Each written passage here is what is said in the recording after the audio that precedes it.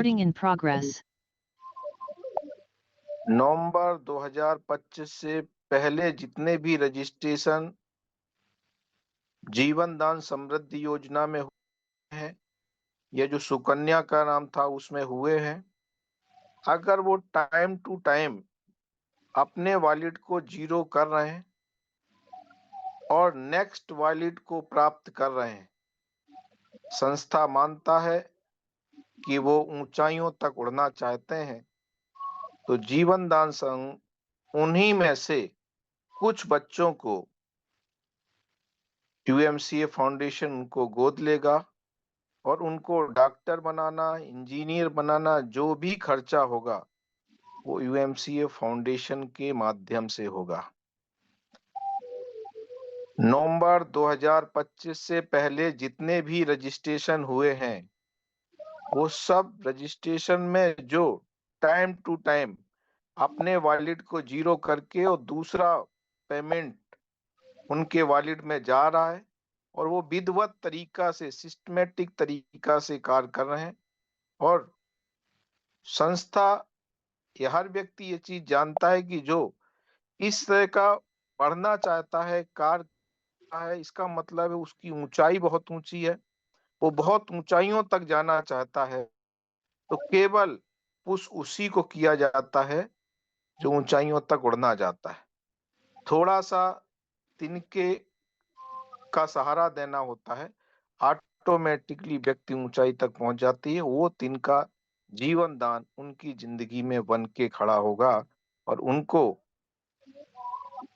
जो भी एजुकेशन करना होगा, जो भी उनको जो कुछ भी करना होगा, जीवन दान परिवार उन कुछ बच्चों को चुना जाएगा, उन बच्चों को पढ़ाने का कार्य या उनको उस ऊंचाई तक पहुंचाने का कार्य जीवन दान फाउंडेशन, यूएमसी फाउंडेशन की तरफ से किया जाएगा।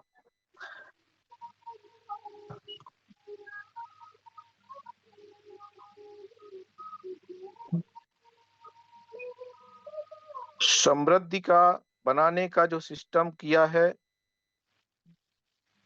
कुछ लोग हमारे ऐसे लोग एसोसिएट हैं, उनसे थोड़ी सी दूरियां बना के रखिएगा। एज ए इन्वेस्टर की तरह आपको यूज करने का काम कर रहे हैं।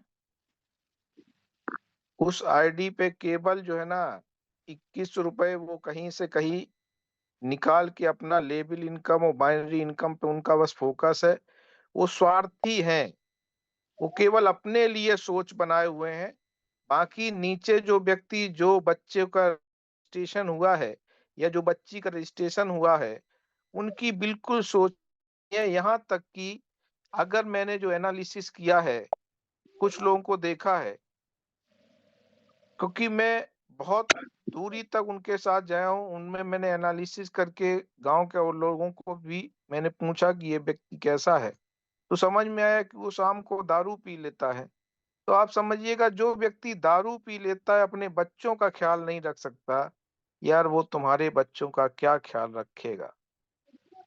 तो प्लीज ऐसे लोगों से दूरियां बना के रखिएगा, जो केवल आपकी आईडी को अगर वो यूज करता है तो आपके पास पेमेंट उसका आना चाहिए।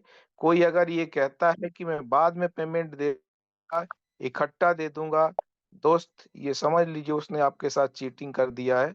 वो जिंदगी में कभी नहीं मिलेगा, क्योंकि उस व्यक्ति ने कभी किसी का आज तक दिया ही नहीं है, केवल बोला है